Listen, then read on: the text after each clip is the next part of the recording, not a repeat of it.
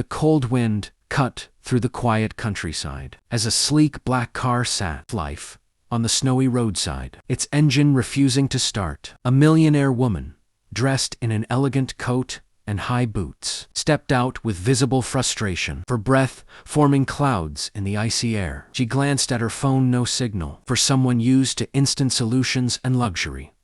This silence felt unsettling. In the distance, she noticed a small farmhouse, and beside it, a man working with steady hands near a tractor. With hesitation, she walked toward him, her heels sinking slightly into the snow. The farmer looked up, surprised to see someone like her in such a remote place. His clothes were simple, his hands rough from years of labor, yet his eyes held a calm kindness. She explained her situation, her tone still carrying a hint of pride, as if she wasn't used to asking for help. Without a second thought, he nodded and followed her back to the car. He didn't ask who she was or why she was there. He simply opened the hood and began inspecting the engine with quiet focus. As he worked, she stood nearby, shivering slightly, her confidence slowly fading in the face of her helplessness. After a few minutes, he suggested she wait inside his home, where it was warm. Reluctantly, she agreed. Stepping into the farmhouse, she was struck by its simplicity: wooden furniture, a small stove, and the comforting smell of fresh tea. It was nothing like her luxurious mansion,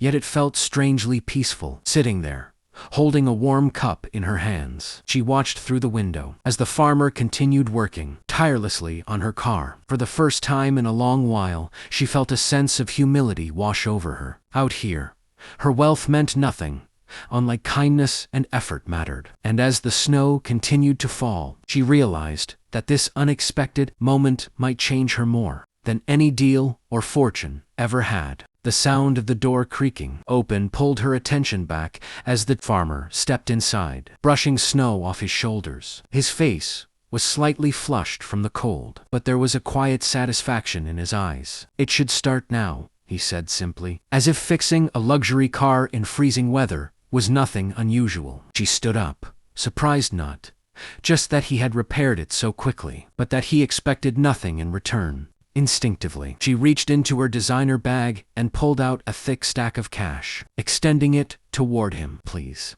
take this," she said, her voice firm, almost transactional. "It's the least I can do." The farmer looked at the money, then back at her, and gently pushed her hand away.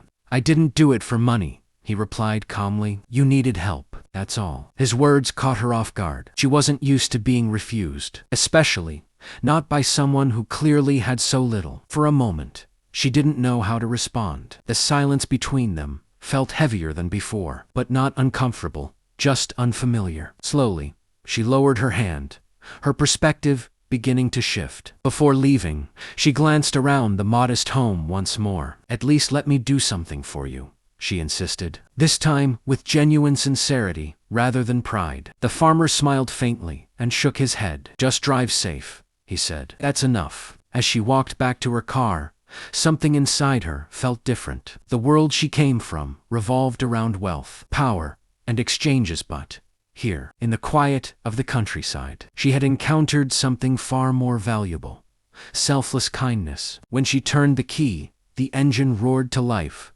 just as he promised. But instead of driving away immediately, she paused, looking back at the small farmhouse. A thought crossed her mind, one she couldn't ignore. This man, who had nothing, had given her something priceless, without asking for anything. And for the first time in years, she felt that money alone wasn't enough to repay what she had just received. She drove away slowly, but her mind refused to leave the quiet farmhouse behind. The image of the farmer, his calm eyes, his refusal to take money, his simple kindness, stayed with her long after the snowy road disappeared into the city lights. Back in her world of glass towers and endless meetings, everything felt louder, faster, and strangely emptier. For days, she found herself distracted, replaying that moment again and again. It wasn't just that he had helped her, it was how he had done it, without expectation, without hesitation. A week later, she made a decision that surprised even herself. Canceling her appointments, she drove back to the countryside. This time, not as a stranded stranger, but with purpose. The farmhouse looked the same: quiet, humble, untouched by the rush of the outside world. The farmer was there again, working as usual, as if nothing had changed. When he saw her, a hint of surprise crossed his face. "You came back," he said simply. She nodded, stepping closer. Her usual confidence softened into something more genuine.